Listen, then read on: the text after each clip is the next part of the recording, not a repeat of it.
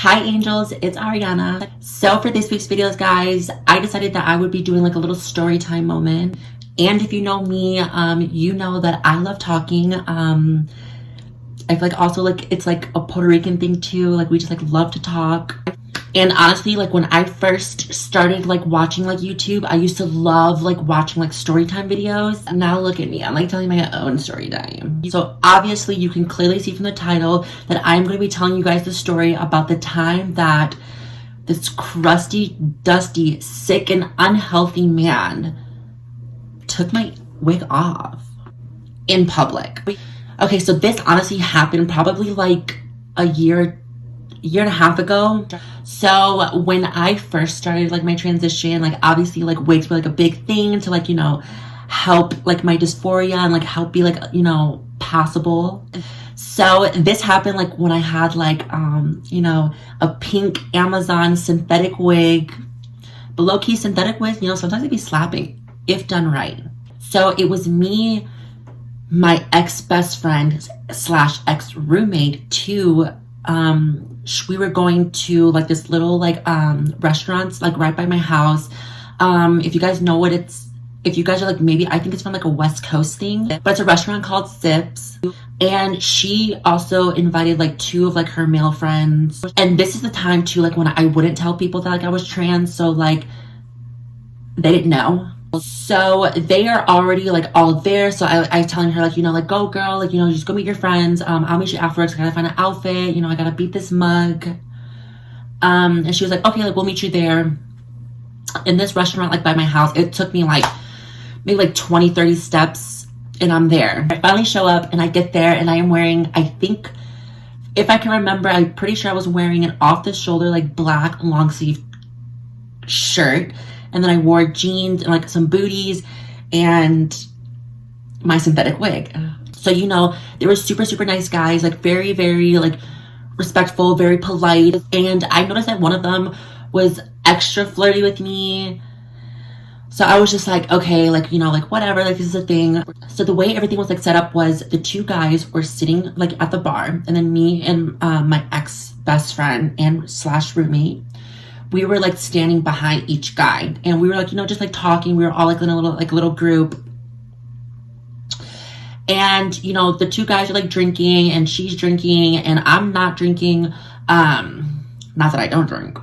You know, we were just like all like talking and like vibing out and like laughing. Like I started touching my hair. If you're a wig wearer, you know, like if you don't hairspray or like, you know, put like the Ghost Bond or whatever wig glue you use, or you don't put the clip-ins, like you can tell when like your wig is like slipping back. And it's so funny because like I made a video about this, I think like 2 weeks after it happened, but it's just so crazy now because when I was recording that video, you can see like the hurt and the pain and how clockable I used to be. But thank God for estrogen in process in time. But like now, like, you know, I can laugh about it because I'm just like, you know what, it happened. It, you know, definitely shaped me. It definitely taught me on like how to like, you know, secure my wigs and like, you know, to make sure like I'm adding clips. But then it kind of like motivated me too to like get like human hair wigs. I mean, not saying that this is a wig or anything. So again, we're like all talking, but I'm kind of like, so the two guys are in front and it's me and then it's my friend. So I'm kind of like facing like back towards like this man. And, you know, like, again, we're just like talking and vibing out, you know, just like laughing. And then all of a sudden I feel like a tug and my like wig comes off and my wig cap kind of like stays, like it goes like probably like back here. And as the guy pulls it, he says, aha, I knew it. And I kind of like freaked out. And once these two guys that I was with saw like me go from having like long rose gold pink hair to all of a sudden freaking bald, the guys were super, super awesome. And they were just like, hey, like, you know, like what the hell, man? Like, what's your problem? And mind you, it was kind of busy. This is before COVID. So it was kind of like really busy in there because like, you know, people would go to this restaurant and then they would go to like the club scene, which is like 2 seconds from that little area. And, you know, like I guess one of the bartenders like saw what happened, came around like the bar, like asked the guy to leave, and they were like, you know, get out. And there was also like innocent bystanders. Like one girl, like she picked up my wig. She kind of like held it like down low to like not like be like, oh, like bitch, your hair fell off.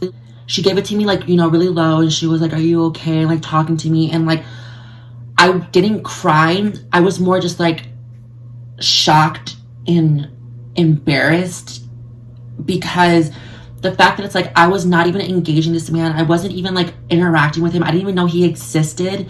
But it's like, by you clocking me and pulling my wig off, like, does that make you feel like a better person? Does that make you like feel happy? So it was like awesome. And like, you know, there was like some people that were like still like looking. So it was like definitely like, oh my God, like all eyes. So I kind of like, at this time too, like my natural hair wasn't really like as long as it is now. So, you know, I kind of just like sitting down, and like, you know, everything's like getting like commotion, like there's like a bunch of commotion, and there's like the girl, you know, was like telling me like how pretty I am, and like, you know, how I should be like, you know, like don't let this like get me down. Like, you know, she's proud that that I wasn't crying, like, you know, that I'm showing like strength, and, you know, I'm not letting some like stupid fucking ugly drunk guy like get me like down or upset. When I tell you, like on the inside, I am like breaking down crying.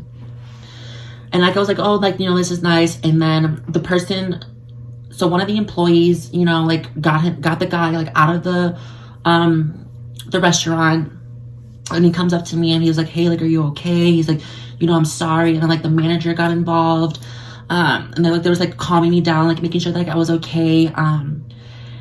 And there was like, you know what, like you can get free drinks like all, like, you know, all night. Like, we are so sorry that you know, this happened to you. Like, you know, even if you want drinks for the rest of your group.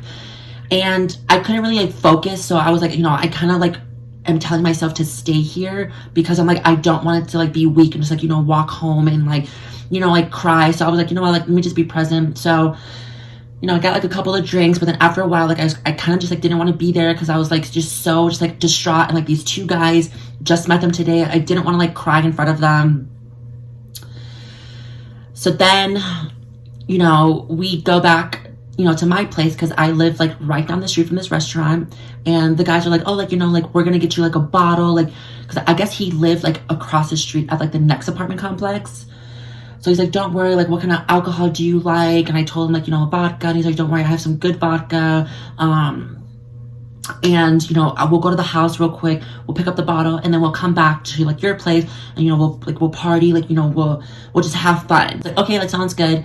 So me and my ex best friend / roommate, you know, we go back to our place, and, you know, the guys go their way. And when I tell you, like, open the door, close it behind me, and I just start bawling. And like looking back on it now, like, I'm a really big firm believer that like stuff happens to people to teach you a lesson, to grow from it. I definitely would just, you know, put like my wig cap on, and then put like my wig on, and just walk out of the house. And like, it was a breeze, like, you know, I would hold it. And don't get me wrong, there are some good glueless wigs, because that was a glueless wig. Like, I didn't have to like glue it down if I didn't want to. But it's like definitely that made me realize, like, you know, like, even if it is synthetic or it's human hair, or, you know, whatever it is, I need to just make sure like it is secured. And when that moment happened, you know, I started using the clips to like put it under my hair. It also just taught me like how to like, you know, glue my wigs down, because, you know, you could pull it, and listen, I might enjoy it. So yeah, guys, I know this video was extremely short, but there's pretty much nothing else for that story. Like, she just ended up bald in a restaurant. But yeah, guys, if you guys enjoyed this video, please make sure you give this video a really big thumbs up for me. Also, if you want to follow me on any of my social media, I always link them down below. And also leave me a comment down below on like video ideas that you maybe want to see, or any questions you have. But also, most importantly, please make sure that you are clicking that subscribe button, so that way you'll be notified when I post my next video. And with all of that being said, fly high, my angels.